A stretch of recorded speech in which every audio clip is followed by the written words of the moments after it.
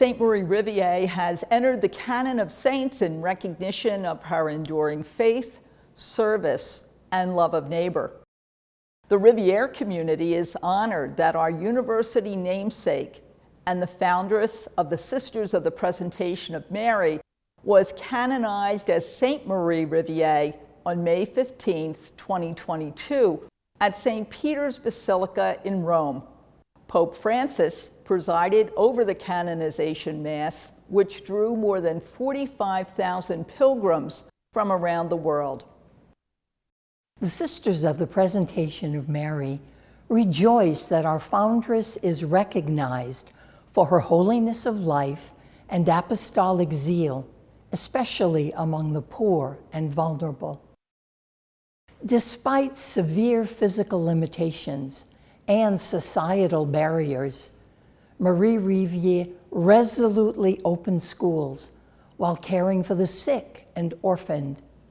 Through vision and perseverance, with faith and action, she was able to transform her part of the world through the education of women and children, with a focus on the poor and vulnerable.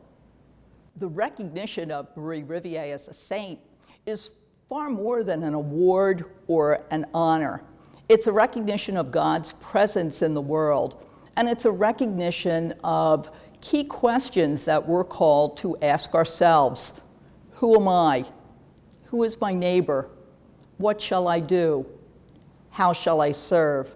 In the Catholic tradition, the designation of a saint is really very simply defined: one who does the ordinary with an extraordinary sense of purpose.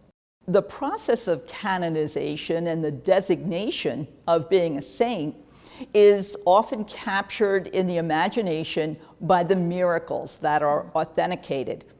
For Saint Marie Rivier, these miracles were directed towards children who were severely ill and whose families prayed for them. Many people wrote to us telling us that they had been healed through the intercession of Marie Rivier. But having the miracle approved by the church is a very difficult and assiduous process. And so we finally did have two that met all the requirements of the Vatican.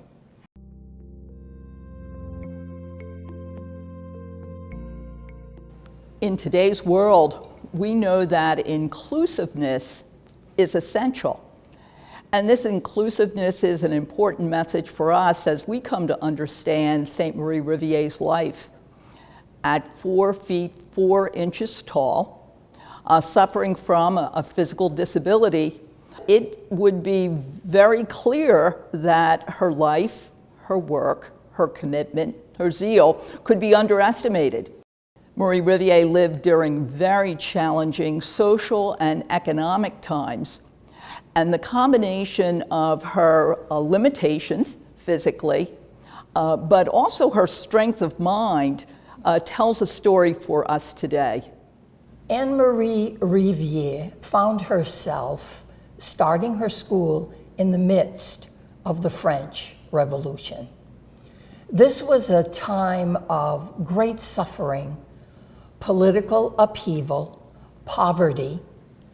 Religious communities were suppressed. Religious services were looked upon with suspicion. And Anne-Marie made it her task to keep the faith alive in the hearts of the people of her region. Saint Marie Rivier had a natural gift for teaching, for preaching, for communicating the faith, and just as importantly for this period of time, for teaching life skills. This was an essential element of providing women with economic independence, stability of the family, and really a vision of hopefulness through this time of the French Revolution.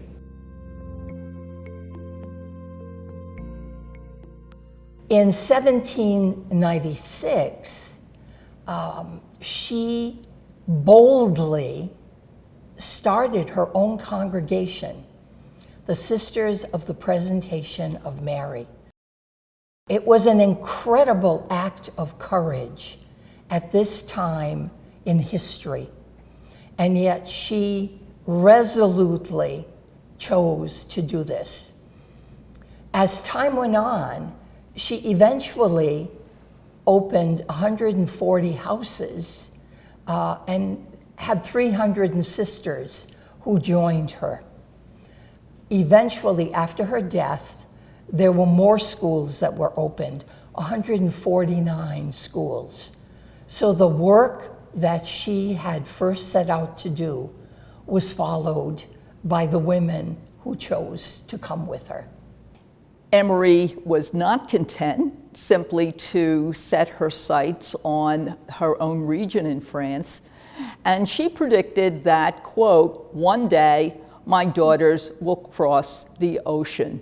Today, the Sisters of the Presentation of Mary are active in 20 countries, spanning 5 continents.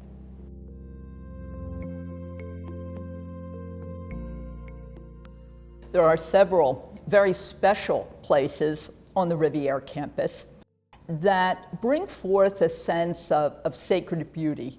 One, a Regina Library, in which we have a beautiful mosaic of Saint Marie Rivier.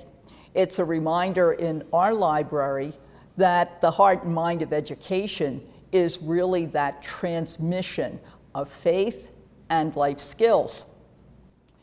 In anticipation of the international convocation of the Sisters of the Presentation of Mary in 2015, the university, along with the Sisters of the Presentation, were able to commission a sculpture. And it is a physical representation of the life, the vision, the stature, and the faith of Marie Rivier, so that our Nashua community and our students are ever reminded of our roots.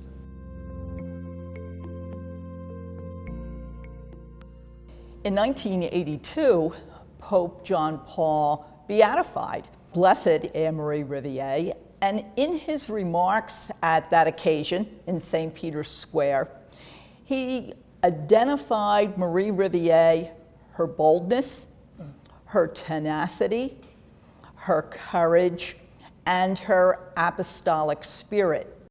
This idea of journeying and boldness is really a theme throughout the history of the Sisters of the Presentation of Mary, and as a result, it's a theme of Rivier University, to go boldly.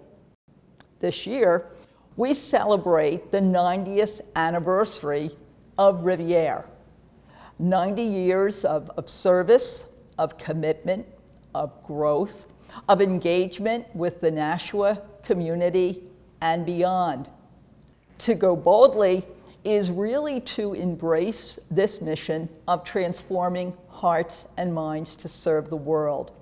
It's to acknowledge that our world is ever changing, our students are ever changing, the knowledge base from which we respond to is ever changing, and in that change, we are impelled to go boldly, to think broadly, and to really remember those core values within the mission. For more than 2 centuries, Saint Marie Rivier's ministry and mission have endured and spread across the globe. Her legacy and works continue to have an impact on vocations and religious service, on students and communities who are advanced through Catholic education, and on the individuals who are healed and receive graces through her intercession. While the life and ministry of Saint Marie Rivier occurred more than 2 centuries ago, her message and witness are timeless. Rivier is fortunate to have the example of Saint Marie Rivier as a guiding vision. Through faith, she overcame disability. With love, She recognized the dignity of the human person in the poor and vulnerable, and through her own life of virtue, she inspired others to follow in her ministry of proclaiming the gospel message.